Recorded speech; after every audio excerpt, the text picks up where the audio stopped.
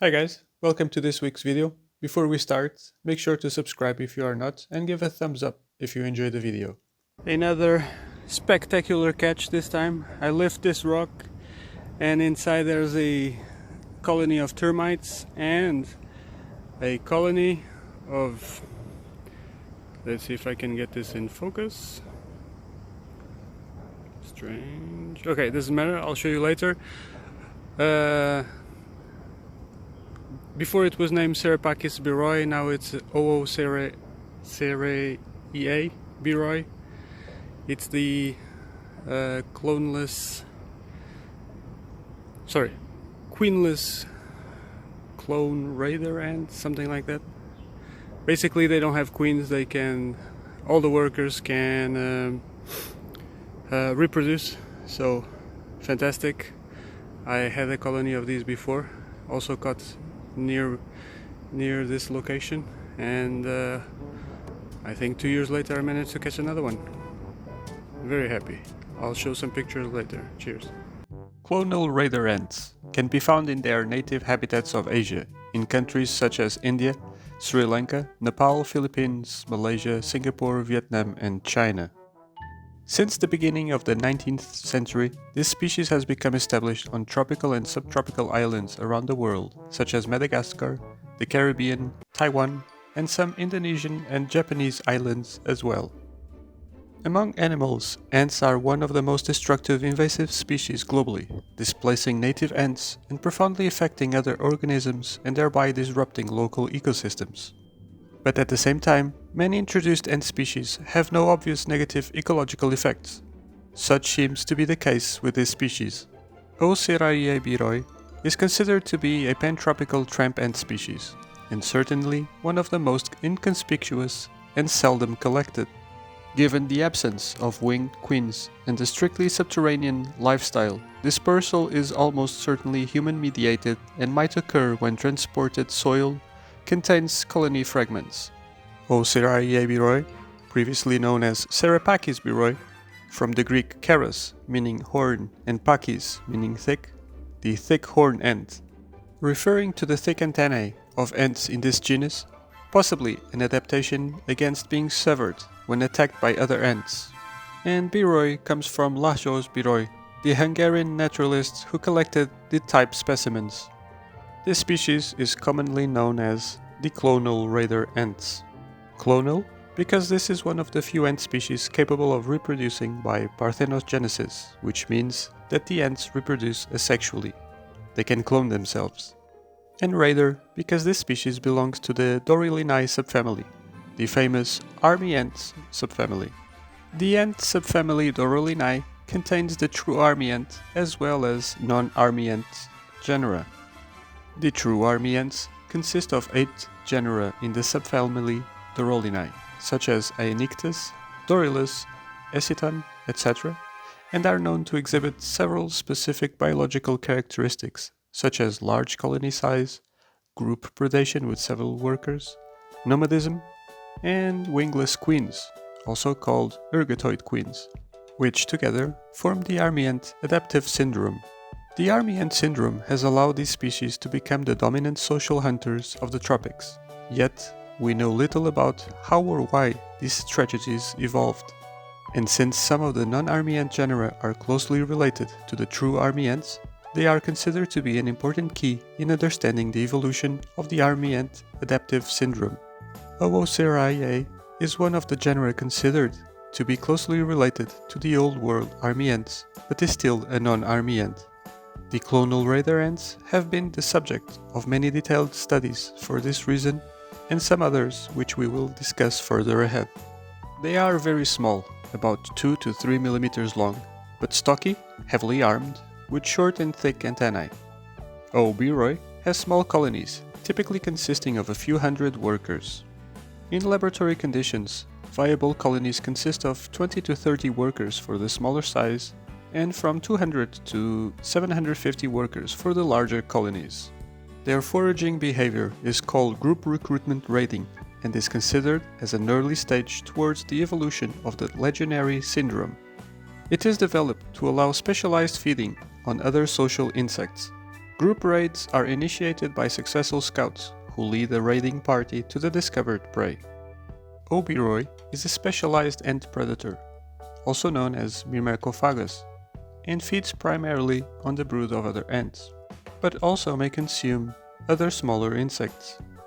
In laboratory conditions, successful colonies of the Clonal Raider Ants have been offered the following different types of ant species pupae: Solenopsis invicta, Tetramorium bicarinatum, Oecophilus maredigna, Ephenogaster senilis, and Phaedoli species.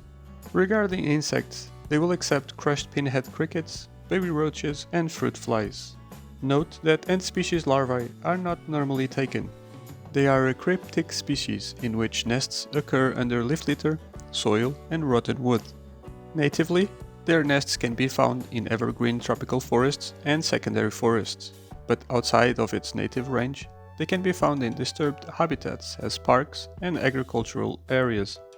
In laboratory conditions, they are normally housed in clear petri dishes, 50 to 80 mm of diameter, 10 to 20 mm high, with circular chambers dug in a moist plaster of Paris floor.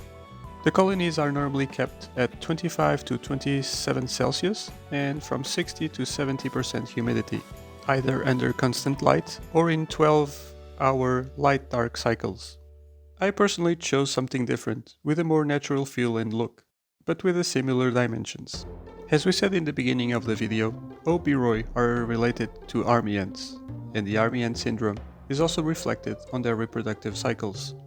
They have two phases of activity, a nomadic phase and a stationary phase. This biphasic reproductive cycle is mainly regulated by the maturing process of the brood. The duration of the cycle appears to depend upon stimulation coming from the brood itself, rather than on an internal clock of the workers. The nomadic phase, which lasts 16 days, is characterized by the presence of only larvae and workers.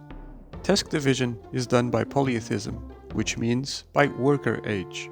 Older workers, the foragers, explore their surroundings looking for food and ant nests to raid, while back in the nest, all the larvae develop at the same rhythm tended by the younger workers. The stationary phase, which lasts 18 days, is characterized by the pupating of all the larvae, and new eggs being laid only by the new workers through parthenogenesis. During this phase, the whole colony remains in the nest. As soon as callow workers emerge, which gives rise to an additional cohort of adult ants, the cycle restarts with the nomadic phase, followed by the new eggs hatching into larvae again.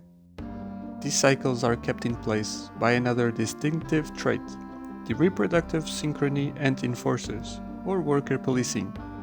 Ants, which for whatever reason fail to follow the cycle, are brutally killed. This species has three different castes. The male caste, which consists of diploid males, which are extremely rare in this species, with only about 1 out of 10,000 individuals being a male. The queen caste, which consists of ergatoid queens, which are also poorly represented, with less than 6% of individuals per colony. And the worker caste, which can be separated into two subcastes according to age and to reproductive capacities. The older workers, which are specialized in foraging and rarely care for larvae, and younger workers, which remain inside the nest and perform most of the egg laying as well as most of the nursing activities, as we said before. Ooceraea biroi belongs to a very small number of ant species known to reproduce through parthenogenesis.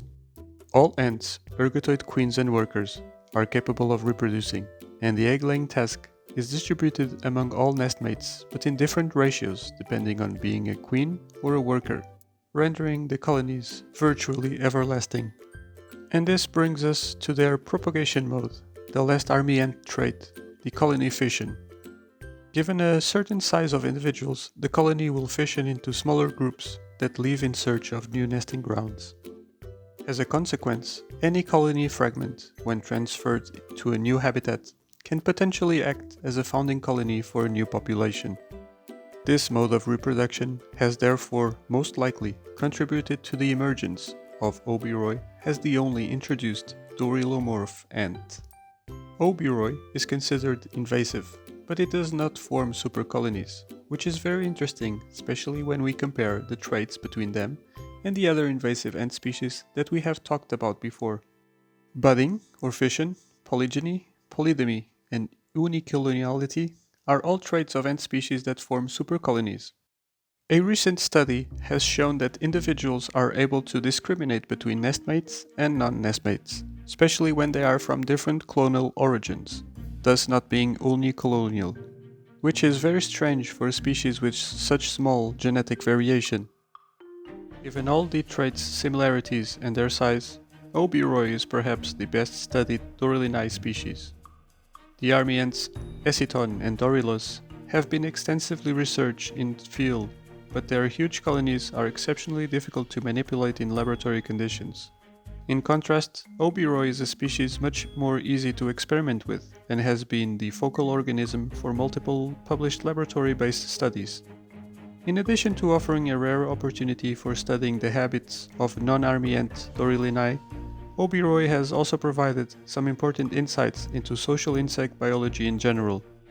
So for the final part of this video, I would like to answer some of the most common asked questions. When can I split a colony into smaller colonies? You can split them once you reach 100 workers. Just make sure that you provide an adequate number of larvae, 50% of worker number, and only do it while they are in the final stages of larval state, otherwise there is a chance of cannibalism. Where is your colony now? My colony failed when I went on holidays. Recently my holidays have become longer and longer, between 2 to 4 weeks, and unfortunately my colony did not survive this period. Why did it fail? It failed because of mold. In keeping this species, it is important to keep high levels of humidity, and as such, any unattended prey item needs to be removed after 48 hours. They are quite sensitive to changes in air circulation, and I also kept my colony covered with a lid, and that may have been the final straw. Well, this is all for this week's video. I hope you have enjoyed it. Let me know if you have any more questions. I will gladly answer them all. Stay safe. See you next week. Bye.